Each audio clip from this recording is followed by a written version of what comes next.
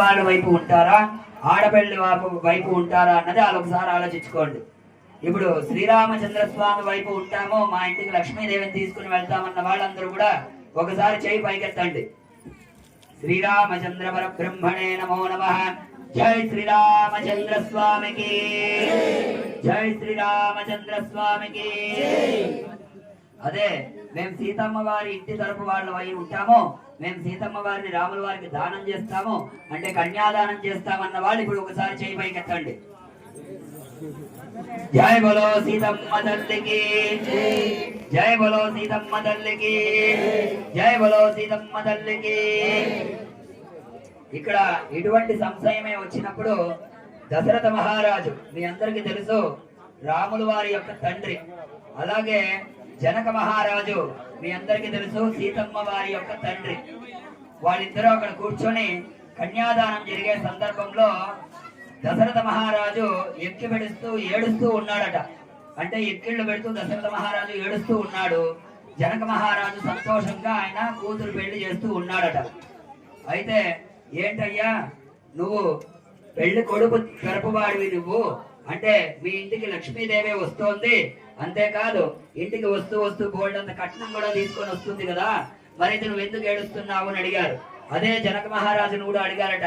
కాదయ్యా, నీ ఇంటి కూతుర్ని తీసుకుని వెళ్ళి ఎవరో రామచంద్ర ప్రభు అంటే ఆయనకి ఇచ్చేస్తున్నావు, అది ఎక్కడో చాలా దూరం, నువ్వు ఉన్నది నేపాల్ దగ్గర ఎక్కడో, ఆయన ఎక్కడో ఉత్తరప్రదేశ్ లో అయోధ్యలో ఉంటున్నాడు, ఆయనకిచ్చి పంపించేస్తున్నావే, నీకేం బాధ కలగట్లేదా అని అడిగారట. దానికి ఇద్దరు సమాధానాలు చెబుతూ జనక మహారాజు చెప్పాడు, దశరథ మహారాజు కూడా చెప్పాడు అనమాట. ఇప్పుడు వీళ్ళు చెప్పిన సమాధానాన్ని విని తరువాత చెప్పండి, మీరు రాముడి వైపు ఉంటారా, సీతమ్మ తల్లి వైపు ఉంటారా అని.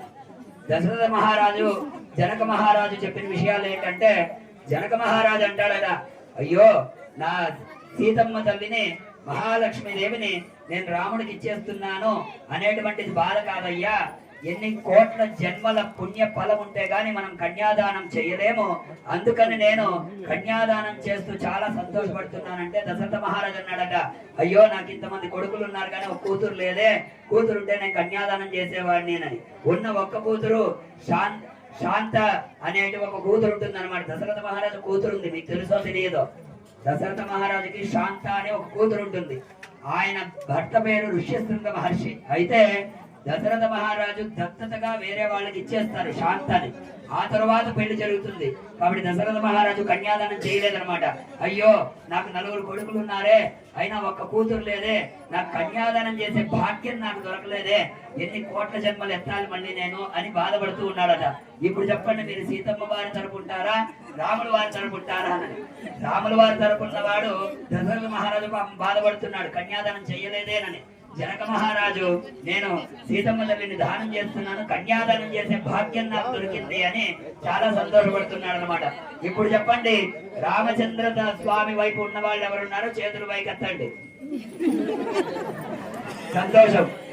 అదే సీతమ్మ తల్లి తరపు నుండి మేము కన్యాదానమే చేస్తామండి, అటువంటి పుణ్యమే మాకు కావాలి అన్న వాళ్ళు ఒకసారి చేతులు పైకెత్తండి. జై బలో సీతమ్మ తల్లికి, జై బలో శ్రీరామచంద్ర స్వామికి. అయితే ఒక విషయం అందరూ గుర్తుపెట్టుకోండి, ఇంత వ్యవహారం జరిగిన తర్వాత పెళ్ళైన తరువాత శ్రీరాముడు సీతమ్మ తల్లి ఇక్కడ కూర్చొని మాట్లాడుకుంటున్నారట. అరే ఇక్కడ ఆయన ఎవరో ఒక బెంగళూరు నుంచి ఒక స్వామి వచ్చాడు, కొంతమందిని రాముల వారి వైపు కొంతమంది సీతమ్మ తల్లి వైపు అని జరుపుతూ ఉన్నారు, వీళ్ళు మా తల్లిదండ్రులు కాదు కదా, మా బిడ్డలు కదా, మా బిడ్డలు మమ్మల్ని ఎలా కన్యాదానం చేస్తారు అని వాళ్ళిద్దరూ గలగలా నవ్వుకుంటూ ఉన్నారట. మీకు అర్థమైందో లేదో మళ్ళీ చెప్తాను చూడండి. బెంగళూరు నుంచి వచ్చిన ఒక స్వామి కొంతమంది రాముల వారి వైపు కొంతమంది సీతమ్మ తల్లి వైపు అని భాగాలు చేశాడు. అయితే వాళ్ళు ఇక్కడ ఉన్న వాళ్ళందరూ కూడా రాముడికో సీతమ్మ తల్లికో తల్లిదండ్రులు కాదు కదా, వాళ్ళ పిల్లలు కదా, మా పిల్లలు మమ్మల్ని ఎలా దానం చేస్తారు, కాబట్టి ఇద్దరికి కలిసి ఒకేసారి కళ్యాణం చేయండి అన్నారట.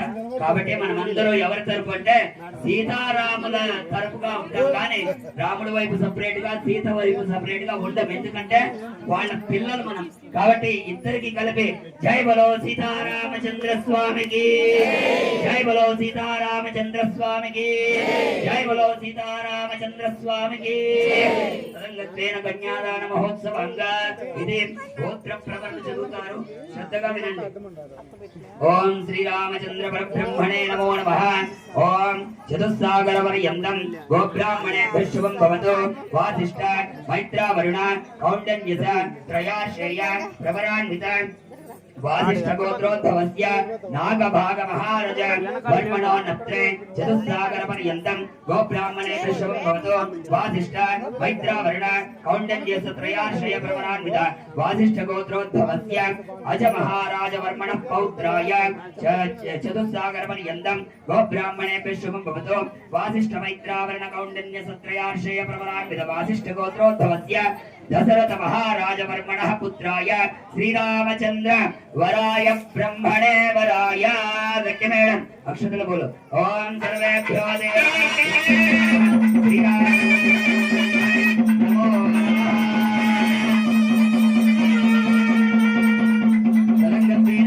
సీతా మహాసాధ్విన్యై నమో నమః.